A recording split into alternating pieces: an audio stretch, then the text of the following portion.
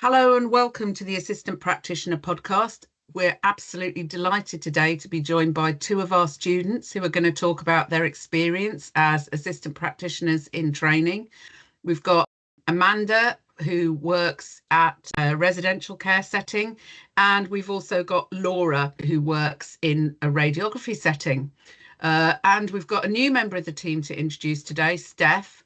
So we'll all just introduce ourselves. I'm Ali Richards, and I'm the programme lead for the Assistant Practitioner programme at the University of Cumbria. Laura. I'm Laura. I'm working in MRI on a mobile fleet currently, and I'm in my second year of the Assistant Practitioner programme.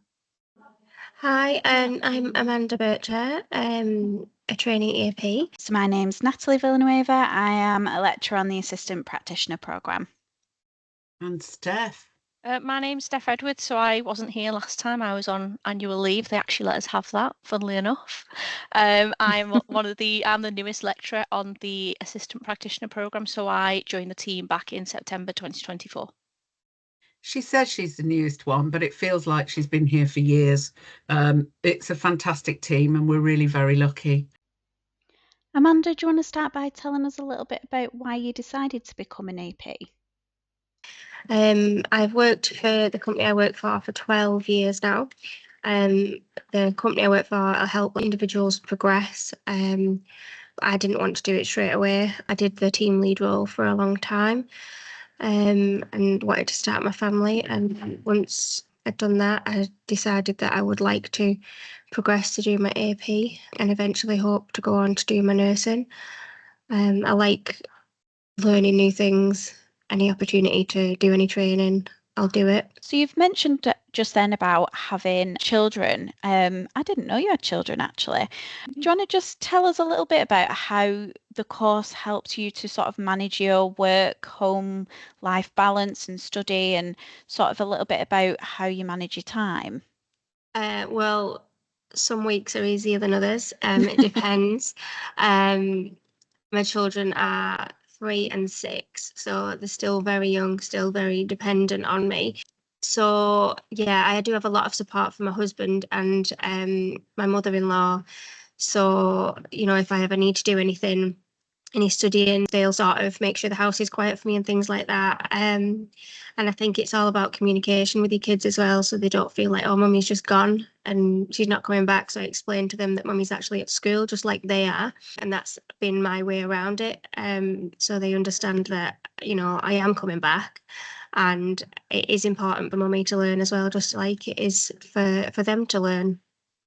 So That's I did struggle with it at first, the mum guilt. As you're a mum, you understand it can be quite hard. Yeah. Completely. So I've pulled a few all-nighters on the days where mum guilt's really horrible and I just can't sort of leave.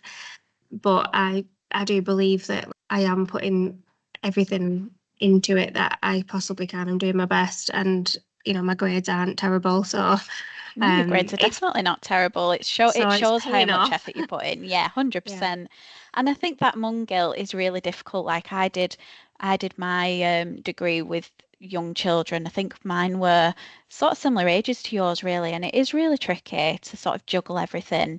Are you still finding time to like do things that are enjoyable for you and to like have nice experiences? It took me a while to get to do that. What I try to do now is, instead of like planning a big day with the kids, it's little snippets, so like a little bike ride with one and like cuddle time with the other, because one don't like, so it's like, instead of putting too much pressure on myself to do this big activity, we do little bits when they'll get the fulfillment out of it as well, instead of a rushed activity, so mum can get back to doing some studying.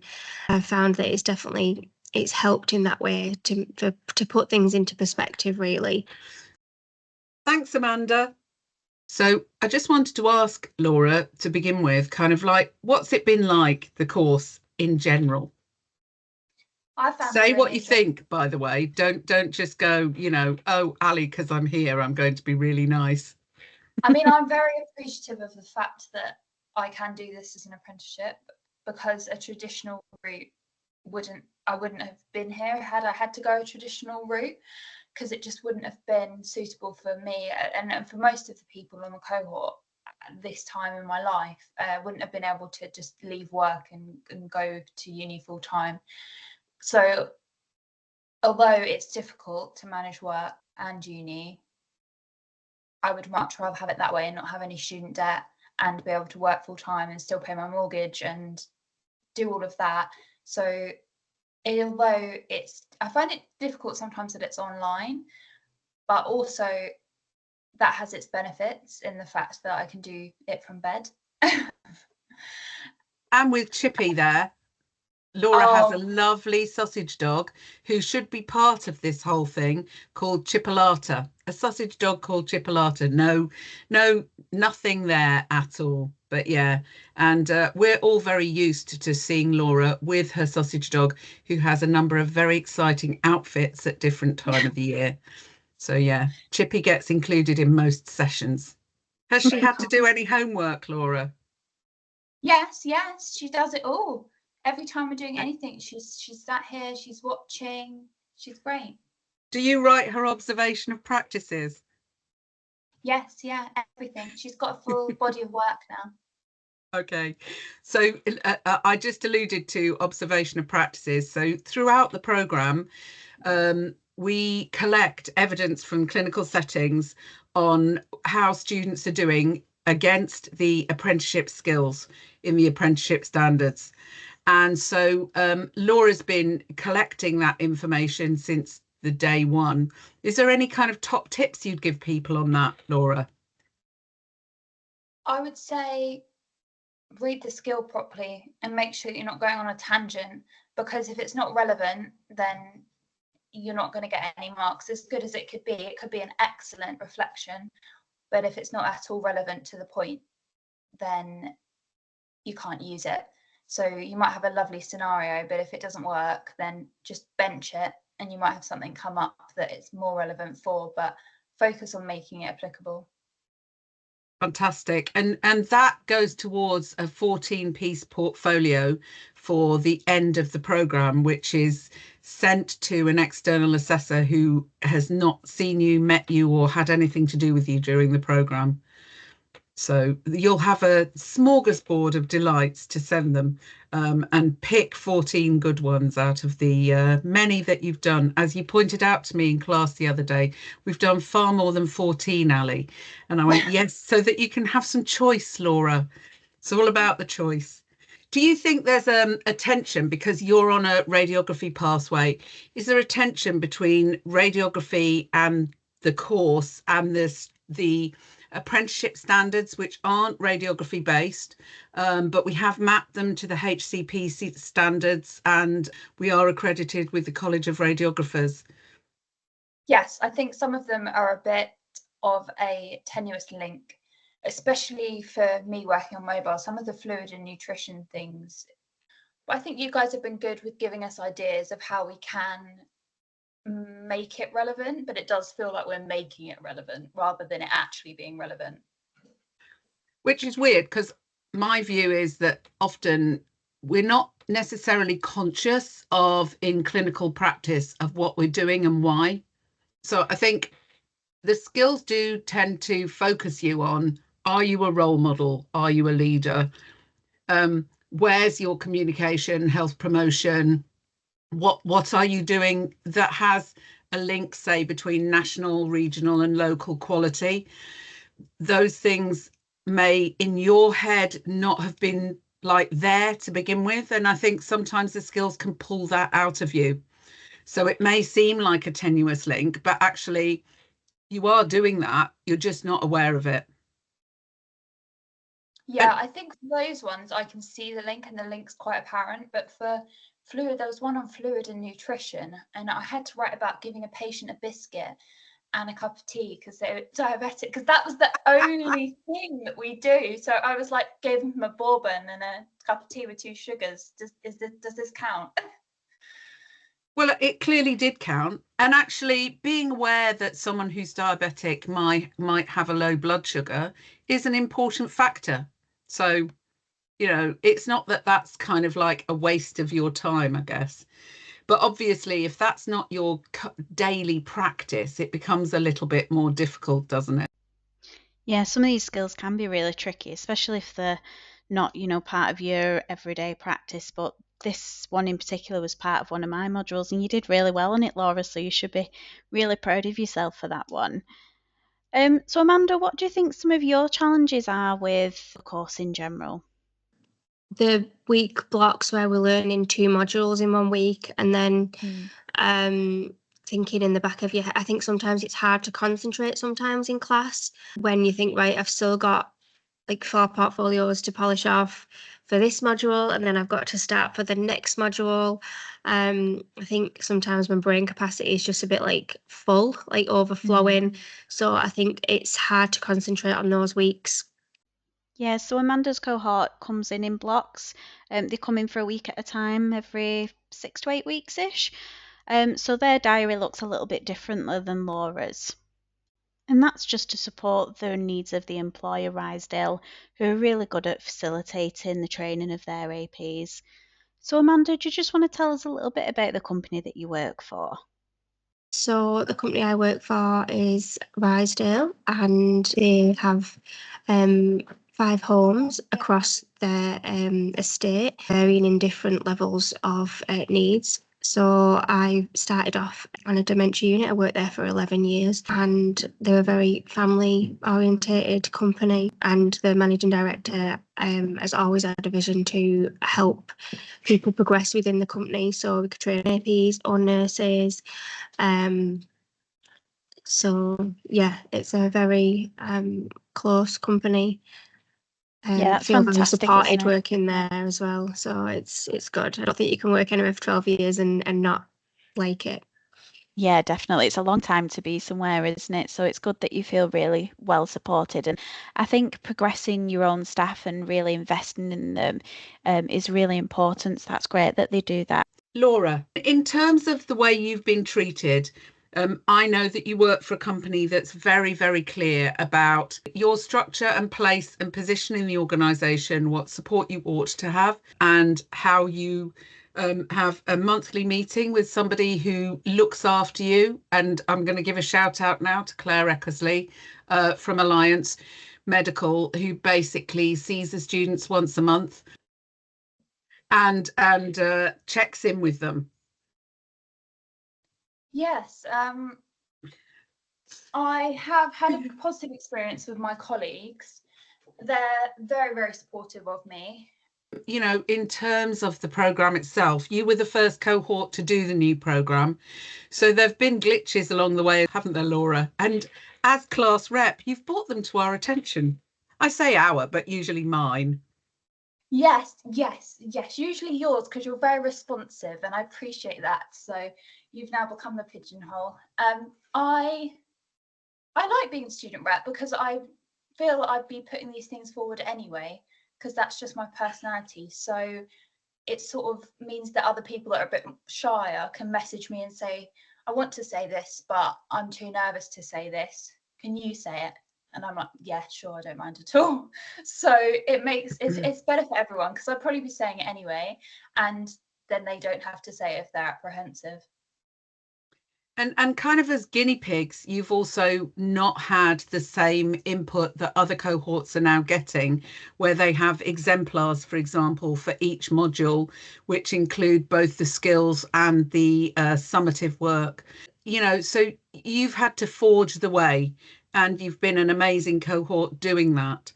But I kind of wonder whether, you know, there are any things that you'd like to give us as feedback to say it would be better if. I think would mainly be communication and admin errors that then have a knock-on effect. But the general teaching is excellent and everyone's very receptive.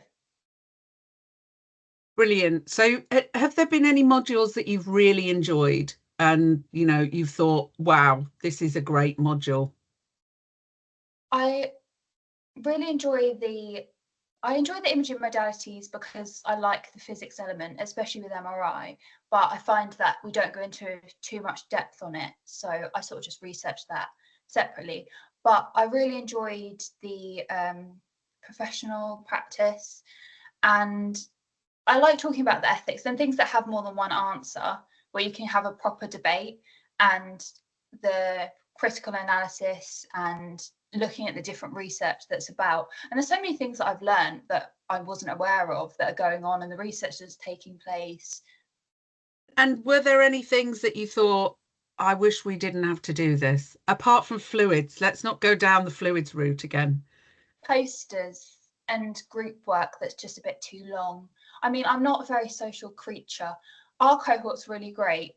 There's a massive sense of camaraderie, and we support each other really well. So that element is really lovely. But sometimes the group work just goes on for a bit too long, and it's not feeling that I'm learning anything, that it's more of an exercise in socialization, which I don't really want. No, and I understand that, although there are things where we're doing group work where people are reading, and obviously everyone reads at a different pace. So that can be difficult for people to just like catch up with the reading or do the reading in advance, or, you know, have we given enough time for some people who may need more time?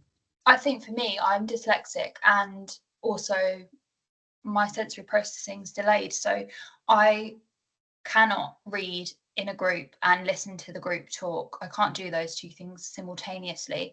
So I have to leave the group to read and then come back to the group. But quite often they've read it a lot quicker than me. So then I feel like I'm lagging behind. And have you had support for that within the university? Have you had support from specialists or any other support? Yes. So the skills team have been absolutely amazing. And they're having their sessions, particularly at the start of the course, when the last thing I'd done was secondary school and I'd left early. Having their support and having somebody give me the guidance that I needed at the start of doing something at this level helped me immensely. And I think reaching out to them was a huge positive, and it's helped me immensely.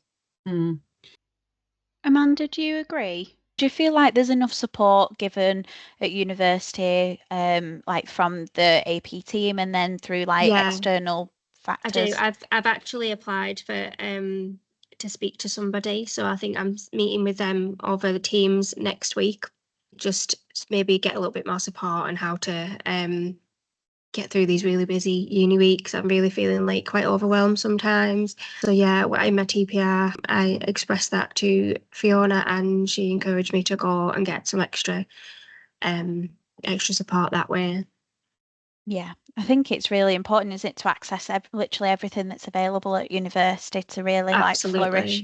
I've noticed since studying that I do have like some kind of like, I don't know, traits for certain things. So, but I don't know if it's just because I'm overwhelmed and I've got more on my shoulders where these have exacerbated. I'm not quite sure, but I'll soon know once I speak to someone about it. I just don't know if it's personality traits. I don't know really yet. So it's good to know it'll be either way, though, interesting to know that I've got that support there, and whether they say, yeah, you do, or no, it's probably just a bit stress related and you just need to maybe try this new technique for learning or something like that.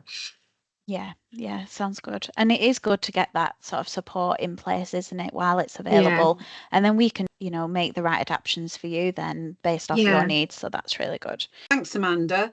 So Laura, obviously you're qualifying this year as an assistant practitioner. What do you want for the future? I definitely want to go on and do the top-up year to become a full radiographer.